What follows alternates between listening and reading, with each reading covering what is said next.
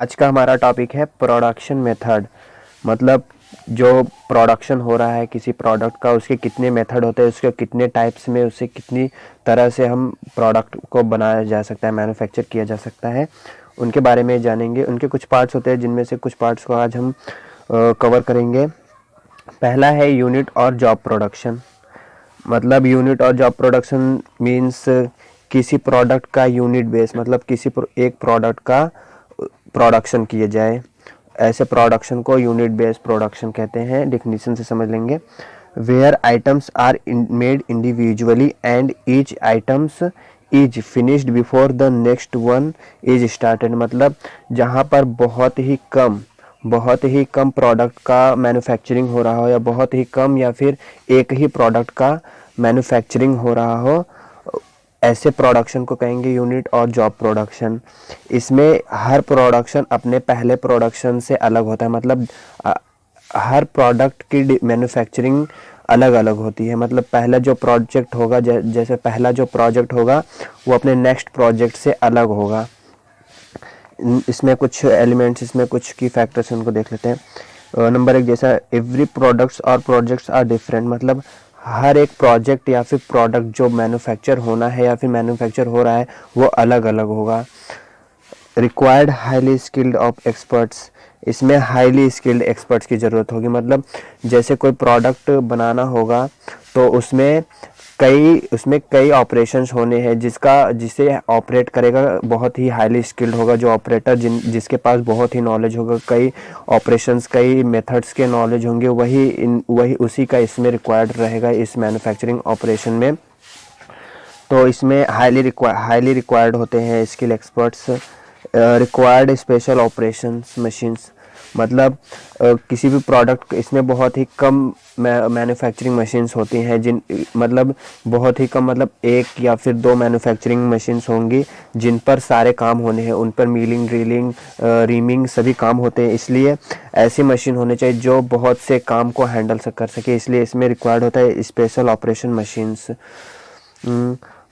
Total अगर इसका conclusion देखें तो ऐसे प्रोडक्शन जिसमें किसी प्रोडक्ट का यूनिट बेस, मतलब एक प्रोडक्ट स्पेशल यानी यूनिक एक प्रोडक्ट की मैन्युफैक्चरिंग हो रहा हो, या फिर बहुत ही कम लेवल पर, बहुत ही कम क्वांटिटी में या मैन्युफैक्चरिंग हो रहा हो प्रोडक्ट की, ऐसे प्रोडक्शन को यूनिट और जॉब प्रोडक्शन कहेंगे। इसमें कस्टमर फोकस किया जाता है। मतलब कस्टमर के हिसाब से अकॉर्डिंग किसी एक प्रोडक्ट की मैन्युफैक्चरिंग हो रही होगी। फॉर एग्जांपल अगर इसमें हम लिए जाए, जैसे प्लेन मैन्युफैक्चरिंग हो गया, प्लेन मैन्युफैक्चरिंग, ठीक है, प्लेन मैन्युफैक्चरिंग हो गया, मैन्युफैक्चरिंग इंडस्ट्रीज़ हो गए, या फिर मशीन मैन्युफैक्चरिंग इंडस्ट्रीज़ हो गए, या फिर शिप्स मैन्युफैक्चरिंग इंडस्ट्रीज़ हो गए। ऐसे ऐसे मैन्युफैक्चरिंग इंडस्ट्रीज़ को एकल, मतलब यूनिट जॉब प्रोडक्शन में आते हैं, जो बहुत ही यूनिक होते हैं और बहुत ही कम क्वांटिटी या फिर एक क्वांटिटी में ही मैन्युफैक्चर किए जाते हैं। ऐसे मैन्युफैक्चरिंग प्रोडक्ट ऐसे प्रोडक्शन में कवर किए जाते हैं। इसके कुछ एडवांटेजेस हैं, हम देखते हैं एडवांटेजेस क्या क्या है इसके।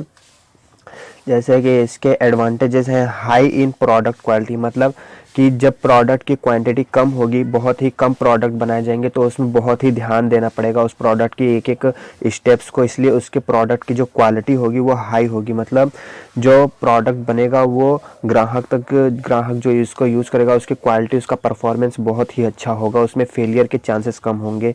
ये इसका पहला एडवांटेज है। लो इन्वेस्टमेंट। मतलब इसमें बहुत ही कम इन्वेस्टमेंट की ज़रूरत होती है। मतलब इसमें छोटा सा प्लांट होगा, अदर मेथड्स की कंपैरिजन में इसमें प्लांट होगा जिसमें मैन्युफैक्चरिंग ऑपरेशंस किए जाएंगे, कुछ पार्ट्स को बाहर खरीद कर मैन्युफैक्चरिंग असेंबल की जाएगी, इसलिए इसमें लो इन्वेस्टमेंट की ज़रूरत होती है। बहुत ही कम कारीगर रखे जाते हैं ऐसे ऑपरेशंस, ऐसे मैन्युफैक्चरिंग मेथड्स में बहुत ही कम लेबर, बहुत ही कम एक्सपर्ट्स रखे जाते हैं जो ऑपरेशन को हैंडल कर सकें इसलिए इनके जो है नंबर्स ऑफ एक्सपर्ट्स कम होने की वजह से लागत भी, मतलब इनकी सैलरीज भी कम होंगे, जो बहुत से लोगों को देना पड़ेगा वही मतलब कम लोगों को देना पड़ेगा, इसलिए लो इन इन्वेस्टमेंट भी होता है। बेस्ट यूटिलाइजेशन ऑफ रिसोर्सेज, इसमें बेस्ट होता है यूटिलाइजेशन ऑफ रिसोर्सेज, जो इसमें इनपुट्स लगेंगे, जो मटेरियल रॉ मटेरियल्स लगेंगे, जो इसमें मैन पावर सोर्स लगेंगे या फिर जो अदर रिसोर्सेज लगेंगे, उनका बहुत ही बेस्ट यूटिलाइजेशन होता है। मतलब कि उतने जितने रॉ मटेरियल रहेंगे उनका सभी यूटिलाइज हो जाएगा, और जो इसमें मैन पावर रहेंगे वो अपना काम करते रहेंगे, उनको उनमें उनमें टाइम वेस्ट करने का कोई मोटिव नहीं होता है, वो अपने काम को करते रहेंगे, जिससे कि मैन पावर का बेस्ट यूटिलाइजेशन होगा, अदर रिसोर्सेज के बेस्ट यूटिलाइजेशन होंगे, इसलिए इसमें बेस्ट यूटिलाइजेशन होता है। पैसे मतलब टोटल इन्वेस्टमेंट जो रॉ मटेरियल रिसोर्सेज पर लगाए जाते हैं उनका यूटिलाइजेशन हो जाता है बेस्ट। लर्निंग अपॉर्चुनिटी, हर प्रोजेक्ट अलग अलग होने की वजह से, मतलब एक प्रोजेक्ट डिफरेंट होगा, जैसे प्लेन मैन्युफैक्चरिंग में अदर प्रोजेक्ट डिफरेंट होगा, तो इसमें लर्न करने को बहुत सी चीज़ें मिलती है। मतलब जो नॉलेज एक्सपर्ट के पास रहेगा वो तो रहेगा ही, अदर प्रोजेक्ट पर उसे काम करने, उनका काम जब वो अपना काम करेंगे अदर प्रोजेक्ट्स पे, उनका नॉलेज इंक्रीज होगा, उनके नॉलेज बढ़ेंगे, इसलिए लर्निंग अपॉर्चुनिटी उन्हें मिलती है कि कुछ अलग अलग लर्न करने को, सीखने को अपॉर्चुनिटी को मिलती है। इसके डिसएडवांटेजेस जो है देखते हैं। डिसएडवांटेजेस जैसे can't fulfil a large amount of demand, मतलब ये बहुत ही कम प्रोडक्ट में मैन्युफैक्चर होते हैं, बहुत ही एक प्रोडक्ट मैन्युफैक्चरिंग होते हैं एक प्रोजेक्ट में, इसलिए यह हाई डिमांड को, मार्केट के हाईली डिमांड को नहीं पूरा कर सकता है। मतलब जहाँ पर बहुत सारे प्रोडक्ट की ज़रूरत होगी डिमांड मार्केट में, वहाँ पर उसके फुलफिलमेंट या जल्दी नहीं कर पाएगा। अलग अलग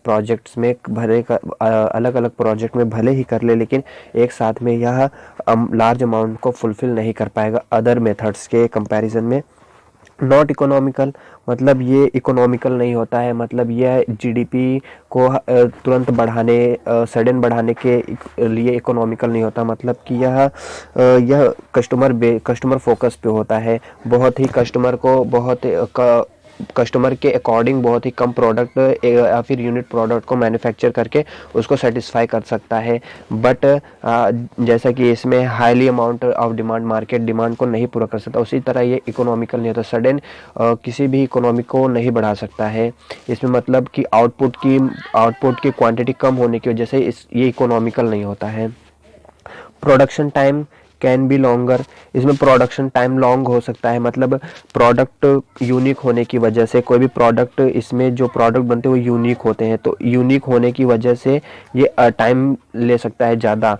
उस प्रोडक्ट में स्टेप बाय स्टेप बारीकी से ध्यान देना पड़ता है, इसलिए उसमें टाइम अधिक लग सकता है, उसमें टाइम लॉन्ग हो सकता है। Work and process planning is complex, मतलब इसके जो वर्क होंगे वो बहुत ही कॉम्प्लेक्स, बहुत ही जटिल होंगे, मतलब इसमें बहुत ही कॉम्प्लेक्स स्ट्रक्चर होता है, इनके कॉम्प्लेक्स डिज़ाइन होते हैं, प्रोजेक्ट इनके अलग अलग तरह के होने की वजह से इनकी प्रोसेस की प्लानिंग करनी पड़ती है। अलग प्रोजेक्ट के लिए अलग प्रोसेस की प्लानिंग करनी पड़ेगी, इसलिए इनमें जो वर्क की प्लानिंग होती है वो भी अलग अलग होते हैं हर प्रोजेक्ट के अकॉर्डिंग। तो इसके जो प्रोजेक्ट जैसे जैसे प्रोजेक्ट होंगे उसी तरह से इसके जो प्रोसेस और वर्क है वो कॉम्प्लेक्स होते जाते हैं।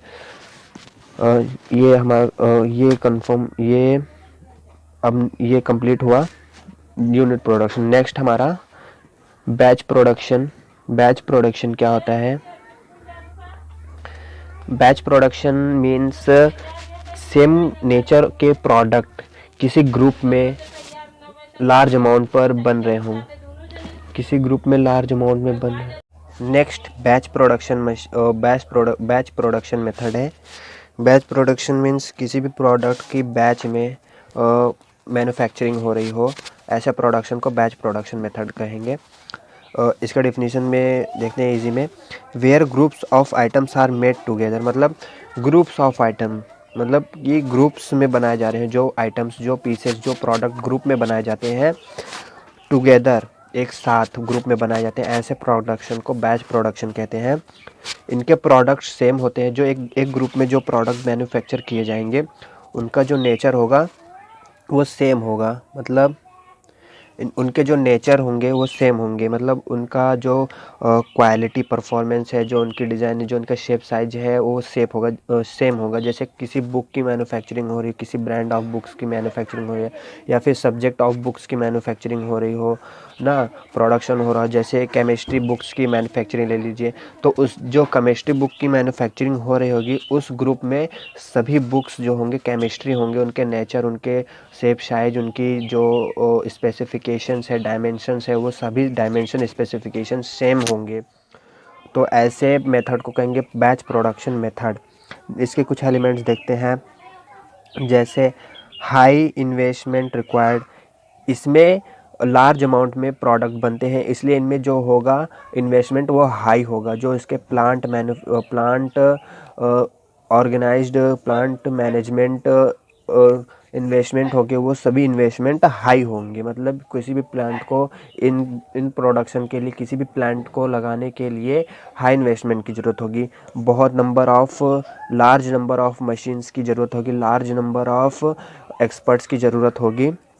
बट इसमें और ये है जैसे जनरल पर्पस मशीन होंगी, इसमें कोई स्पेशल पर्पस मशीन की ज़रूरत नहीं होती है। मतलब इसमें ऑपरेटर्स ऑपरेट करते हैं, इसलिए इसमें जो होता है जनरल पर्पस मशीनें होती हैं, ऑटोमेटिक जनरल पर्पस मशीनें होती हैं, क्योंकि इनमें डायमेंशन एंड स्पेसिफिकेशन पहले ही सेट कर दिया जाता है, इसलिए इसमें जनरल पर्पस मशीनें होंगी। और इसके कुछ एडवांटेजेस हैं, देख लेते हैं। जैसे इसके एडवांटेजेस में आता है लो कॉस्ट पर यूनिट। इसमें लो कॉस्ट होता है पर यूनिट, मतलब हर पीस का लो कॉस्ट होता है। जैसे कि यूनिट प्रोडक्शन में कंपैरिजन में करें पहले वाले प्रोडक्शन के, उसमें पर यूनिट कॉस्ट हाई होगी। मतलब जो शिप बनेगा या फिर जो शिप बनेगा वो शिप की जितनी भी रेट होगा उसको बनाने में वो हाई होगा। बट एक बुक को बनाने के लिए जितना भी इन्वेस्टमेंट लगेगा वो लो होगा, इसलिए इसमें लो कॉस्ट पर यूनिट होता है। मतलब एक पीस के लिए लो कॉस्ट इन्वेस्टमेंट लगती है। नॉट रिक्वायर्ड हाई स्किल, मतलब इसमें जनरल स्किल के लेबर से काम चल जाता है, क्योंकि इसमें ऑटोमेटिक मशीन्स होने की वजह से इसमें जनरल स्किल्स ऑफ लेबर के रिक्वायर्ड होते हैं। इसलिए इसमें ये एडवांटेज है कि उनका सैलरी कम होगी ना, जो जनरल पर्पस होंगे। इकोनॉमिकल होता है, मतलब ये हाईली सडन किसी भी कंट्री के जीडीपी में ग्रोथ ला सकता है। अगर किसी भी बैच प्रोडक्शन मेथड से अगर कोई प्रोडक्ट बनाया जा रहा है, उसका बाहर भी इंपोर्ट एक्सपोर्ट कर सकते हैं, और उसका कंट्री में लार्ज अमाउंट में बिक्री होगी, कंट्री में लार्ज अमाउंट में सेल होगा। इसलिए उस कंपनी का जो रेवेन्यू है वो बढ़ सकता है। जितना ज़्यादा प्रोडक्ट उसका बिकेगा उतना ज़्यादा उसकी रेवेन्यू, उसका प्रॉफिट बढ़ेगा, और उतना ही ज़्यादा वो कंट्री को टैक्स देगा। ऐसे ही पूरे चेन में इस रेवेन्यू का डिवीज़न हो जाएगा। इसलिए यह हाईली सडन किसी भी कंट्री की जीडीपी में ग्रोथ कर सकता है। ये इकोनॉमिकल होता है, किसी भी कंपनी को इकोनॉमिकली ग्रोथ दिला सकता है। Next, growth and expansion. GDP या फिर उस कंपनी के जो ग्रोथ होंगे, जो रेवेन्यू होगा, उससे वो अपने प्लांट को एक्सपैंड कर सकता है, अदर जगह अपने प्लांट के ब्रांचेस ओपन कर सकते हैं। Better utilization of plant and machinery. इसमें कोई भी प्रोडक्ट हर ग्रुप की मैन्युफैक्चरिंग होते समय कोई भी प्रोडक्ट या मैन पावर खाली नहीं रहते हैं। सभी मशीन, सभी रिसोर्सेज का यूटिलाइजेशन होता रहता है हर अलग अलग टाइम्स में, इसलिए इसका बेटर यूटिलाइजेशन होता है इसमें। इसके जो डिसएडवांटेज उसको देखते हैं। Sometimes material handling is complex, मतलब कभी कभी मटेरियल को हैंडल करना कॉम्प्लेक्स हो जाता है। मतलब कि जैसे कि दो अलग अलग ग्रुप में, group A and group A and group में बी में दो अलग अलग प्रोडक्ट बन रहे हैं।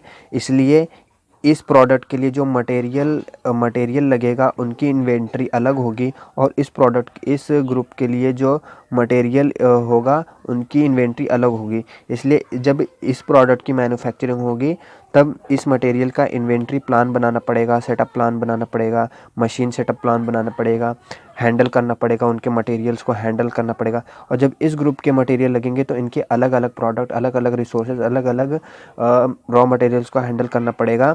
इसलिए कभी कभी ये कॉम्प्लेक्स हो जाता है। मतलब कभी कभी अलग अलग मटेरियल्स को हैंडल करने में कठिनाई होती है, हार्ड हो जाता है कभी कभी हैंडल करना। नेक्स्ट है production planning and control are complex. मतलब अलग अलग ग्रुप के लिए अलग अलग प्रोडक्शन प्लानिंग करनी पड़ेगी। जैसा कि यूनिट में होता था उसमें एक यूनिट के लिए प्रोडक्शन प्लानिंग करनी पड़ती है, इसमें कई ग्रुप्स के लिए प्रोडक्शन प्लानिंग करना पड़ेगा। जैसे ग्रुप ए के लिए अलग पीपीसी कर प्लानिंग करनी पड़ेगी, ग्रुप बी के लिए अलग, एंड जब ग्रुप सी की मैन्युफैक्चरिंग होगी तो उसकी प्लानिंग अलग करनी पड़ेगी।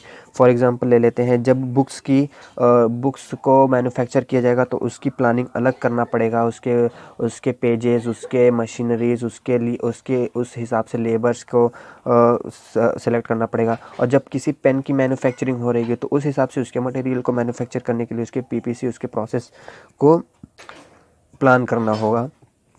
हाई सेटअप कॉस्ट मतलब ऐसे इसमें समझ लेते हैं। हाई सेटअप कॉस्ट, जब एक ग्रुप ए की मैन्युफैक्चरिंग हो रही होगी तब इसका जो सेटअप ऑफ मशीन होगा, सेटअप मशीन को जो सेट करना पड़ेगा, लाइन में जो मशीन सेट होंगी उनकी कॉस्ट अलग होगी। और जब बी की होगी तो इन सेटअप को बदल के बी के लिए जो है मशीन को सेटअप करना पड़ेगा। वैसे वैसे प्लानिंग, वैसे वैसे प्रोसेस ऑपरेशंस में सेट करने पड़ेंगे। इसलिए कभी कभी इसलिए इसके जो सेटअप ऑफ कॉस्ट होता है वो हाई हो जाता है। अलग अलग ग्रुप के लिए सेटअप करने के लिए मशीन सेटअप करना पड़ता है, प्रोसेस सेटअप करना पड़ता है, ऑपरेशन सेटअप करना पड़ता है, तो इसका जो कॉस्ट वो हाई हो जाता है। नेक्स्ट है मास प्रोडक्शन। मास प्रोडक्शन अगर देखा जाए बैच प्रोडक्शन की तरह सेम है, बट इसमें कोई ग्रुप, कोई लॉट नहीं होता है। इसमें पूरे प्लांट में एक ही तरह के प्रोडक्ट मास लेवल पर, लार्ज लेवल पर बनाए जाते हैं और सबका नेचर का सेम होता है। जैसे कि समझते हैं इसको, manufacturing of large quantities of standards products. मतलब किसी भी प्रोडक्ट की मैन्युफैक्चरिंग लार्ज अमाउंट पर होती है, उसके स्टैंडर्ड्स पहले ही सेट कर दिए जाते हैं अकॉर्डिंग टू मशीन्स। उसके स्पेसिफिकेशंस, उसके डायमेंशन, उसके पर्पस पहले ही डिसाइडेड होते हैं, प्री डिसाइडेड होते हैं। इसलिए इसको मास प्रोडक्शन कहते हैं। मास प्रोडक्शन का मतलब ही ये होता है कि कंटिन्यूसली प्रोडक्ट की जो है continuously product manufacturing process at large amount हो रहा है। मतलब सेम प्रोडक्ट की मैन्युफैक्चरिंग एट लार्ज अमाउंट पर हो रही है, सेम प्रोडक्ट की मैन्युफैक्चरिंग एट लार्ज अमाउंट पर कॉन्टिन्यूसली हो रही है, तो इस ऐसे प्रोडक्शन को मास प्रोडक्शन कहेंगे। इसके कुछ एलिमेंट्स देखते हैं, जैसे the machines are arranged in a line according to process. इसमें जो मशीन का अरेंजमेंट होगा वो ऑपरेशन प्रोसेस के अकॉर्डिंग लाइन में होगा। मतलब 1 ऑपरेशन के बाद 2 ऑपरेशन, 3 ऑपरेशन, 2 के बाद 3, 3 के बाद 4 के बाद 5, ऐसे ऑपरेशंस में मशीन को सेट किया जाएगा। और इसका जो नेक्स्ट है, a large volume of products. मतलब इसमें प्रोडक्ट मैन्युफैक्चरिंग लार्ज में होंगे, बहुत ही ज़्यादा क्वांटिटी में, बहुत ही ज़्यादा हाई क्वांटिटी में मैन्युफैक्चर हो रहे होंगे। इसलिए इसमें जो लार्ज वॉल्यूम होता है, जो प्रोडक्ट की वॉल्यूम होती है वो बहुत ही लार्ज अमाउंट में होती है। स्पेशल पर्पज़ मशीन, इसमें स्पेशल पर्पज़ मशीन लगते हैं। मतलब कि जब कोई प्रोडक्ट मैन्युफैक्चर हो रहा होगा लार्ज अमाउंट में तो उसमें स्पेशल पर्पज़ मशीनें लगेंगी, उसमें ऑटोमेटिक पर्पज़ मशीनें लगेंगी। और इसमें नेक्स्ट है shorter cycle time of producing the products. मतलब इसमें बहुत ही कम समय में बहुत ही ज़्यादा प्रोडक्ट मैन्युफैक्चर किए जाते हैं। जब कोई प्रोडक्ट इस मेथड के थ्रू जो प्रोडक्ट है उसका मैन्युफैक्चरिंग बहुत ही कम टाइम में एट लार्ज अमाउंट में प्रोडक्ट मैन्युफैक्चर हो रहा होगा, डिमांड को पूरा करेगा। जहाँ पर 1 लाख प्रोडक्ट की मैन्युफैक्चरिंग हो रही होगी ना, इस मेथड के थ्रू वह 1 हावर्स में ही कंप्लीट हो जाएगा। मतलब कि इस मेथड के थ्रू 1 लाख प्रोडक्ट्स को 1 हावर्स में कंप्लीट कर सकते हैं, डिमांड को पूरा कर सकते हैं। बट जब यूनिट की बात करेंगे उसमें 1 लाख प्रोडक्ट को बनाने के लिए बहुत टाइम लग जाएगा। मतलब 10 प्रोडक्ट को बनाने में ही 10 घंटे लग सकते हैं या फिर 10 दिन लग सकते हैं, क्योंकि उसके प्रोडक्ट जो होते हैं यूनिक होते हैं, उनकी स्पेसिफिकेशन परफॉर्मेंस यूनिक होती है, वो बड़े पर्पस के लिए बनाए जाते हैं। वैसे ही इसमें जो है डिमांड हाई रहता है, इसलिए इस मेथड को यूज़ करते हैं इन मास मैनेजमेंट कंपनीज़ में। नंबर नेक्स्ट इसका एडवांटेजेस है, जैसे हाई रेट ऑफ प्रोडक्शन। मतलब जो प्रोडक्ट की मैन्युफैक्चरिंग हो रहेगी उसका वॉल्यूम हाई होगा, इसलिए हाई रेट ऑफ प्रोडक्शन कहेंगे। लो कॉस्ट पर यूनिट, इसमें लो कॉस्ट पर यूनिट का बैच प्रोडक्शन की ही तरह है। इसमें जो यूनिट का कॉस्ट होगा लो होगा, पर यूनिट कॉस्ट लो होगा, बट प्रोडक्शन कॉस्ट हाई होगा। इसमें कोई पेन है, 10 पेन बनाने हैं, बट जो पेन, एक पेन का जो रेट होगा, जो इन्वेस्टमेंट होगा वो कम होगा, इसलिए लो कॉस्ट पर यूनिट होगा।